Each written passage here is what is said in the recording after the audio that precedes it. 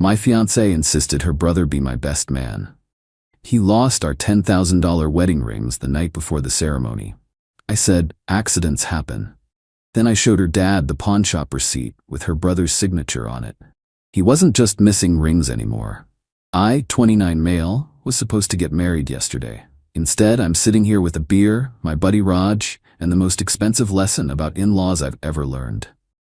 Luna, 27, and I dated for 3 years, engaged for 1. Everything seemed perfect until she dropped the bomb 4 months ago. Her brother Devin, 24, had to be my best man. Not asked, told. He's my only sibling. It would mean everything to him. I already had my best friend Raj lined up. We've been boys since middle school. But Luna cried. Her mom Connie called me selfish.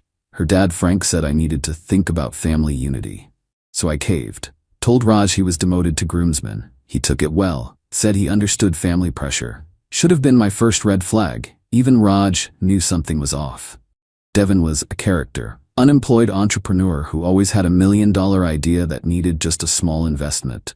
Drove a leased BMW he couldn't afford. Designer clothes, but borrowed money for gas. You know the type. The bachelor party was a disaster. Devin insisted on planning it. Took us to this high-end club, ordered bottle service, then forgot his wallet. The bill was $3,400. Guess who paid? Then he tried to get everyone to hit a casino because he felt lucky. We bailed, but the rings. Luna wanted specific bands from this boutique jeweler, platinum, custom engraving the works. Total cost, $10,000. My entire bonus from work plus savings. Luna's ring alone was $7,000. Yesterday morning, wedding day. 10 a.m. ceremony at 2 p.m. Devin was supposed to have the rings. Classic best man duty, right? He shows up at my hotel room at 10:15, face white. Bro, the rings, I can't find them. My stomach dropped. What do you mean? I had them last night, in the little velvet box, but this morning, gone. I've looked everywhere. Raj immediately started searching Devin's car. I called the bar we'd been at. Luna called me crying. Devin had told her. Her whole family was in crisis mode. But here's the thing. I work in IT security. That I notice patterns. And Devin's story had holes. First, he was too specific about when he last saw them. 11:47 p.m. in the hotel safe. Nobody remembers that precisely unless they're creating an alibi. Second, he suggested we could just buy replacement bands for the ceremony and figure out the rest later. Who suggests replacing $10K rings like they're plastic toys? Third, and this was the kicker, he'd been asking about the ring's value 2 days ago. Damn, 10 grand. That's like serious money. Could probably get 5 grand easy from a pawn shop. While everyone panicked, I did something simple. I pulled up Google Maps and searched for pawn shops within 10 miles. Then I started calling. Fourth call. Yeah, we had a guy come in this morning with platinum wedding bands. Why? I drove there. Alone. Didn't tell anyone. The pawn shop owner showed me the rings, our initials engraved inside, our wedding date. The receipt had Devin's signature and driver's license photocopy. He'd pawned them for $4,500 at 8:30 a.m. I bought them back for $5,200. They add their profit immediately, scumbags. Took photos of everything. The receipt, the ID copy, the security footage they showed me of Devin haggling for more money. Drove back to the venue. Found Luna in her dress, crying with her bridesmaids. Baby, did you find them? Yeah, I found them. She hugged me. Where were they? At the pawn shop on Memorial Drive. Her face went from relief to confusion. What? How did they? Your brother pawned them this morning. Here's the receipt. The room went silent. Luna looked at the receipt. Her mom gasped. Her dad's face turned purple. This has to be a mistake, Luna said. They have security footage, his ID, his signature. But maybe someone stole them from him. And, Luna, he pawned our wedding rings for gambling money. That's when Devin walked in, fake concern plastered on his face. Any luck finding them? Frank, Luna's dad, stood up slowly. He's a big guy. Construction contractor. Hands like sledgehammers. You piece of shit. He showed Devin the receipt. Devin went white, then red, then started babbling. I was gonna get them back. I just needed quick cash. This guy owes me money and I thought I could double it, and Frank grabbed him by the collar. You stole from your sister's wedding? I was gonna get them back before. Before what? The ceremony in 3 hours? Update 1. The venue's bridal suite. turned into Jerry Springer. Connie, Luna's mom, started wailing about, "How could you do this to your sister?" Devin tried every excuse in the book. It was an investment opportunity. I was going to triple the money. "You don't understand the pressure I'm under. I have debts you don't know about." That last one got Frank's attention. "What debts?" Turns out, our boy Devin owed $30,000 to various people, including, apparently, some informal lenders who don't accept payment plans. Luna was destroyed, but not in the way I expected. She turned to me, mascara running. "We can still have the wedding, right? You got the rings back. We can just move forward." I stared at her. "Your brother stole our wedding rings to gamble. But you got them back, and he's sick. He has a problem. We need to support him." Support him? He stole from us. He's family, and there it was. The word that apparently excused everything in Luna's world. "You want to just pretend this didn't happen?" I asked. "I want to marry you, today, like we planned. With your brother as my best man?" She paused. "Well, no, obviously not. Raj can do it." "How generous, after your family forced me to demote him in the first place?" "That's not fair." "Fair? Fair. Your brother, who you insisted be my best man, pawned our wedding rings on our wedding day." Her dad stepped in. "Look, son, I get you're upset. We all are, but maybe we can." "Did you know?" I asked Frank. "Know what?" "About Devin's debts, his gambling."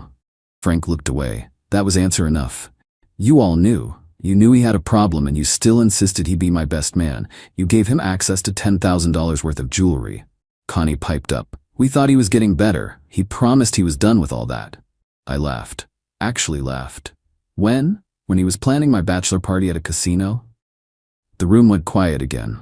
I turned to Luna. "I need to talk to you." We went to an empty room. I laid it out. "Your family knew your brother was a gambling addict and insisted he be part of our wedding. He stole from us. And you want to just continue, like nothing happened? We can work through this." "Can we? What happens next time?" "There won't be a next time. There's always a next time with addicts who don't get help, and your family enables him." "That's not." "Your dad knew. Your mom knew. They all knew. And they said nothing. What else are they hiding? What else will they expect me to just work through because family?" She started sobbing. "Please, please don't do this. Not till we have 200 guests coming." "Then you better start making calls." I left. Went to find Raj, who was waiting in the lobby. "We out?" he asked. "We out, thank God. That family's toxic as hell, bro." Update 2. I didn't go home. Went to Raj's place. Turned off my phone for 3 hours. When I turned it back on, 73 missed calls, 156 texts, 28 voicemails. The texts ranged from, "Luna, please come back, we can fix this," to, "You're a coward for running," to, "I'll do anything, please just talk to me." "Connie, you've humiliated our entire family. 200 guests are asking where you are. You're destroying my daughter." "Frank, let's talk man to man. I'll handle Devin. Don't throw away 4 years over this." And my personal favorite from Devin. "Or overreacting, bro. I was gonna pay you back with interest." But the most interesting messages were from Luna's cousins and aunts. Apparently, this wasn't Devin's first rodeo. He stole $5,000 from his grandmother's funeral fund. He took out credit cards in his cousin's name. He sold his aunt's jewelry while house-sitting. Every time, the family covered it up. Paid it back. Made excuses. Devin's having a hard time. Devin's getting help. Family sticks together. 3 days later, Luna showed up at my apartment. I'd been staying at Raj's but came back to get clothes. She had a key, was waiting inside. "We need to talk." She looked rough. Hair unwashed, eyes puffy, wearing sweats. "I've been thinking," she started. "You were right about some things. Devin needs real help. Professional help." "Okay. And I understand why you were upset." "Upset? Your brother stole our wedding rings." I know. But can't we move past this? Start fresh? We can have a smaller wedding, no Devin involved." "Luna, it's not just about Devin." "Then what?" "It's about the fact that you knew. Your whole family knew he had problems, and you all put him in a position to steal from us." "We didn't know he would." "You suspected enough that your dad wasn't surprised. Your mom immediately went into excuse mode. Nobody was shocked, Luna. They were just disappointed he got caught." She was quiet for a minute. "So that's it? 4 years? Just done? You want me to marry into a family that will always put enabling Devin over everything else?" Today it's wedding rings. What's next? Our kids' college funds. That's not fair. Your cousin Amy doesn't think so. She told me about the credit cards. Luna went pale. Amy needs to mind her own business. See? Even now, you're more mad at Amy for telling the truth than Devin for identity theft. She started crying again. I love you. I love you too. But I can't marry you. Not with your family, not with how you handle Devin. I'll cut him off. No, you won't. And even if you did, your parents wouldn't, and you'd resent me for it. This is who your family is. She left after calling me every name in the book. Update 3. A week passed. I started moving on. Returned some wedding stuff, lost deposits on others. Raj helped me box up Luna's things. Then shit got weird. First, Devin showed up at my work. Security called me down. Bro, we need to talk. No, we don't. Leave or I call the cops. You ruined my life. I ruined your life. You stole my wedding rings. I was going to pay you back, but you had to make it this big thing. Now my dad won't talk to me. Luna's depressed. My mom cries all day. Consequences. Weird how those work. You owe me. Security stepped in. Sir, you need to leave. I owe you? For what? I lost my job because of you. Turns out Frank had employed Devin in his construction company. After the wedding fiasco, he fired him. Also kicked him out of the apartment Frank owned that Devin lived in rent-free. Your dad fired you because you're a thief, not because of me. If you just kept your mouth shut, leave, now. He left, but not before keying my car in the parking garage. It cost $200 to fix. I filed a police report. Then came the social media campaign. Luna posted this long thing about how I abandoned her at the altar and couldn't handle family struggles, and showed my true colors when things got tough. People who knew the real story called her out immediately. But some distant friends bought it. Whatever. But then Connie escalated. She called my mom. My mom's a retired teacher, sweetest woman alive. Connie told her I was mentally unstable and needed help, and had violent tendencies that made Luna afraid for her safety. My mom called me panicked. I had to explain everything. Then my mom got pissed, like pissed. She called Connie back and apparently went full mama bear. I don't know exactly what was said, but Connie never contacted anyone in my family again. The worst part, they tried to stick me with wedding bills. The venue, the catering, the flowers, about $35,000 total. Everything was in both our names. But they refused to pay their half. I got a lawyer. A good one. Turned out, when Devin pawned those rings and I bought them back, I kept all the documentation. My lawyer sent a demand letter. Pay half the wedding costs, or we pursue criminal charges against Devin for theft, plus a civil suit for the full ring value and my car damage. Suddenly, Frank found the money real quick. Update 4. 2 months passed. I was doing okay. Therapy helped? Yeah, I went. Dealing with this crap was intense. Started dating casually. Got a promotion at work. Life was moving forward. Then I got a call from Amy, Luna's cousin, who'd warned me about Devin. You need to know something. Amy, I'm done with all that. No, listen, Devin's in the hospital. Apparently, those informal lenders he owed money to had come collecting. Broken arm, cracked ribs, concussion. He'd been trying to pay them off with money he was stealing from his new job at an electronics store. Got caught, got fired, couldn't pay, got beat. Why are you telling me this? Because Luna's been telling everyone it's your fault. That if you hadn't ruined the wedding and gotten him fired from Frank's company, he would have been able to pay them back. That's insane. Yeah, well, that's the story. And some of the family believes it. Of course they do. There's more. She's engaged. What? It's been 2 months? Yeah, to her ex Thomas, the one she dated before you. Apparently he was there for her after the wedding fell apart. I laughed. Actually laughed. Let me guess, Thomas has money? His family owns 3 restaurants. Perfect. Hope he enjoys the in-laws. But Amy wasn't done. Frank's lost his business. What? Turns out Frank had been covering Devin's debts for years. Mortgaged his business assets, took out loans. When Devin couldn't pay the recent batch, and Frank had to pay for half the canceled wedding, it broke him. He couldn't make payroll, lost contracts, had to declare bankruptcy. Connie blames you for that too. Of course she does. I just thought you should know, in case they try something. They did try something. Frank showed up at my apartment a week later. But not angry Frank. Broken Frank. He looked like he'd aged 10 years. I need to apologize. I let him in. Gave him a beer. He sat on my couch and just crumbled. You were right. About everything. We enabled him. We made excuses, and now I've lost everything trying to fix his mistakes. Frank. No, let me finish. I pushed you to make him best man. I knew he had problems. I thought if we included him, gave him responsibility, he'd step up. Instead, he destroyed my daughter's wedding and my family.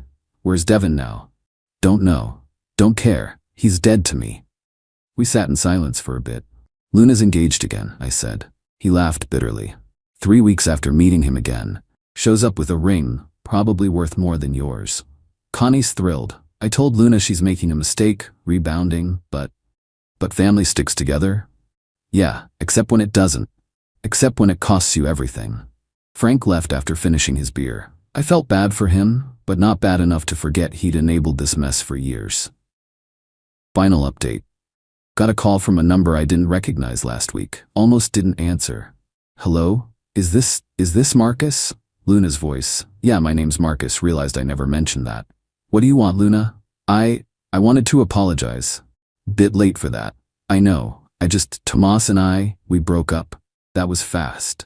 He met my family, my full family. Devin showed up to our engagement party. Hi, asking for money, caused a scene. Tomas's parents were there. They told him if he married me, they'd cut him off. Smart people. I'm not calling to. I know we're done. I just wanted to say you were right about everything. About Devin, about my family, about how we enable him. Okay. He's in jail now. What? Broke into our parents' house, stole mom's jewelry, dad's tools. They finally pressed charges. He's looking at 3 to 5 years. Good. Maybe he'll get help. Maybe. Mom still visits him every week, puts money in his commissary. Dad won't speak to either of them. That's their choice. I know. I'm sorry for everything, for insisting Devin be your best man, for not standing by you when he stole from us, for trying to guilt you into still marrying me. You deserved better. Yeah, I did. Are you happy? I am, actually. Dating someone new, someone with a normal family who doesn't steal wedding rings. She laughed, but it sounded sad. I'm glad, really. You're a good guy, Marcus. I'm sorry I couldn't see what my family was doing to us. It is what it is. Yeah, well, goodbye. Bye, Luna. That was it, the final conversation. Raj thinks I should have told her to screw off, but honestly, I just felt bad for her. She's stuck with that family forever. I got out. Oh, and the rings, I sold them. Used the money for a vacation. Went to Iceland with my new girlfriend, Jade. Her family's biggest drama is arguing about restaurant choices. It's refreshing as hell. Looking back, Devin stealing those rings was the best thing that could have happened. Showed me exactly who that family was before I legally bound myself to them. Sometimes the worst moments save you from even worse futures. To anyone dealing with toxic in-laws or a partner who enables family dysfunction, run. It doesn't get better, it gets worse. And when someone shows you who they are, believe them the first time. Thanks for reading this novel. Felt good to get it all out. Edit, for everyone asking, yes, I got my $200 back for the car damage. My insurance went after Devin, got a judgment against him. Will I ever see that money? Probably not. But it's on his record. Edit 2. Some people saying I was too harsh on Luna. Maybe. But when your partner picks their toxic family over your legitimate concerns about theft, that's a deal breaker. I wasn't asking her to disown them, just acknowledge the problem and set boundaries. She couldn't even do that. Edit 3. Jade knows this whole story. She actually found this post. Hey babe, she says Devin did me a favor, and she's right. Also, her dad wants to buy me a beer for dodging that bullet. Her family's amazing.